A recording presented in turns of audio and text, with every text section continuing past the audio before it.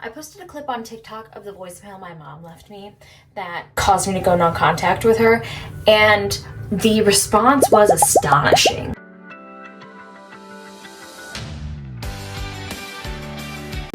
So I just want to clear a few things up. Number one, children don't owe you anything. You're the one who made the decision to bring a child into the world. And I say this as a mother to 2 children, okay? I brought them into the world. I made that choice. They did not. Sheltering them, clothing them, providing for them, feeding them, that is all the bare minimum and just expected. So you don't get a round of applause for doing what's expected of you and what you should be doing. And also, you're supposed to love your kids, and if you love them, I don't think you should be expecting anything from them in return in order to just do the basic necessary care things that you signed up to do in the first place. And anyone I see, if I just see one more estranged parent online say, well, I did this, and this for them, and so they owe me. No, they don't. They don't owe you. And that kind of behavior is probably a pretty big contributing factor as to why you're estranged. Here's another thing. Give your children the room to grow and become an adult. And I believe this even, as a young baby, like, you would be amazed at how quickly children can learn and pick up things if you just give them some space.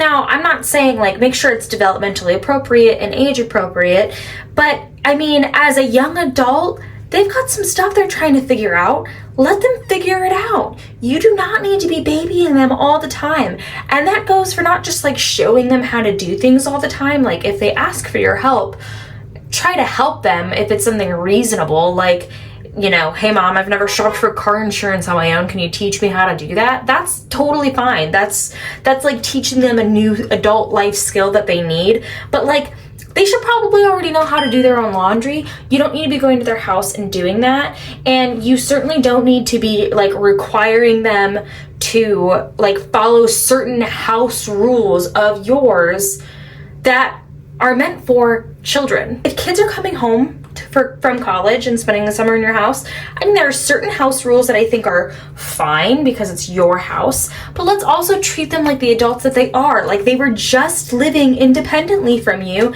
and they lived. They did fine. They survived. Let them do that. Let them do those kinds of things in a very reasonable fashion. Your children should not be your best friend or your therapist. And that's something that is so insane to me, and that I was personally a victim of.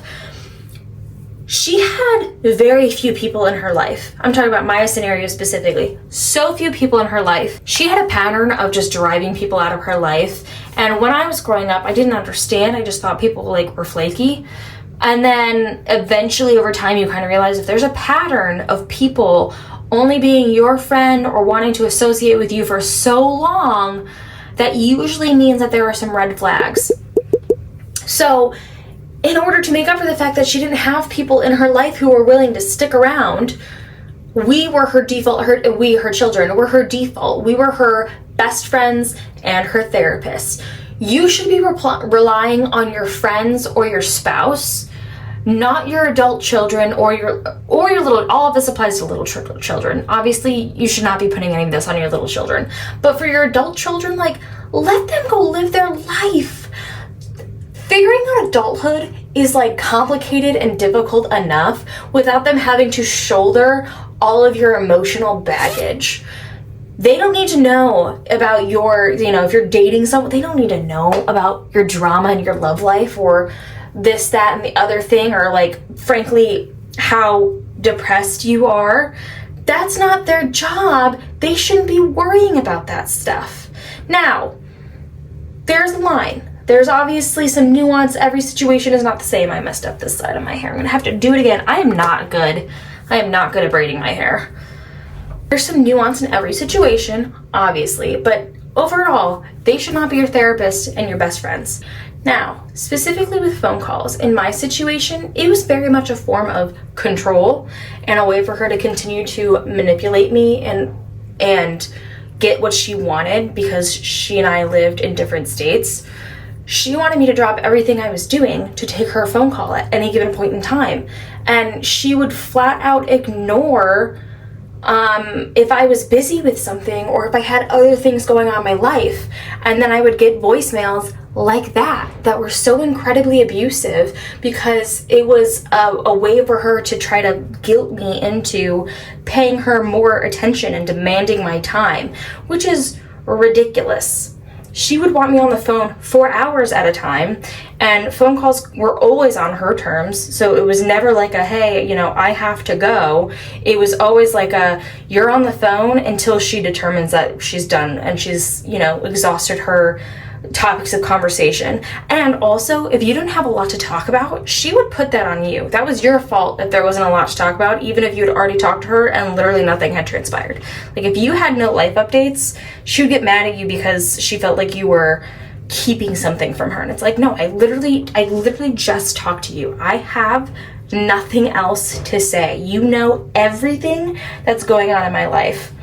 It was ridiculous, and it was an attempt to just force me to do things on her terms. When it comes to contacting your adult children, don't not contact them. I mean, still reach out to them and make sure that you are doing your part of the relationship, but don't force them to constantly have to contact you. Go do things with your life. Go get hobbies, go develop deeper friendships, go travel, make your life full so that you both have something more to talk about, and then conversation will come more naturally, more easily. The relationship should be better. But like, if your adult child is literally your entire life and you have nothing else going on, that's a problem. Communication is a two-way street, and they should absolutely be reaching out to their parents, and you should be reaching out to them, but make sure that you've talked to them and you guys understand what the expectation is for each other. Talking on the phone with your parent every single day isn't necessarily healthy. And I think that just depends. It varies from relationship to relationship, but if they've got stuff going on, let them have the things going on in their life. They're trying to live their life. Let them. This obviously isn't going to apply to everyone. When people were all up in arms on the internet this week because of what I posted about my mom on the internet, all I could think to myself was, if this was a romantic relationship, people wouldn't be saying two words about it. They'd be telling me right away to get out of the relationship because it's abusive. And it is. No one should be talking to you that way. No one should be leaving you voicemails that are that volatile. But because she wasn't a romantic partner, because she had the label of my mother, it was for some reason okay, which is just ridiculous. You don't get to decide what label people have in your life, but you do get to decide their level of involvement. And so, to be crystal clear, once and for all, when it comes to my estrangement from my mother, it is the best decision I ever made for myself. It's led me to where I am in life right now, which is very happy. I am healing from some of the things that I may not have even realized were problematic when I was growing up. I am being the best mother I can be, having learned from some of her critical mistakes. And this wasn't just one voicemail. This was a lifetime pattern of abuse. And that voicemail was just a catalyst for me to realize exactly what it was. So I don't regret it for 1 second. I've been no contact with her for 6 years, and I wasn't posting this on the internet to shame her in any way. You don't have any identifying information about her. Although someone asked me for that, I'm like, why would I do that? No. They were like trying to prove a point because they wanted to go get her side of the story, and I'm like, okay, but I'm still trying to protect her identity because I don't want her to also then get as many of her supporters as I'm sure there are out there, these estranged parents who think that she probably didn't do anything wrong. There are also people out there who believe my side, and I don't want her to get harassed. That's not who I am. I put this out there as a way to let people who are going through something similar know that they're not alone, that their life can look however they want it to look. And just because someone has a specific label in your life doesn't mean they get power in it. This is the best I've ever done this face mask. I've had this mask for several years and I've never gotten it to have this kind of coverage. It's incredible.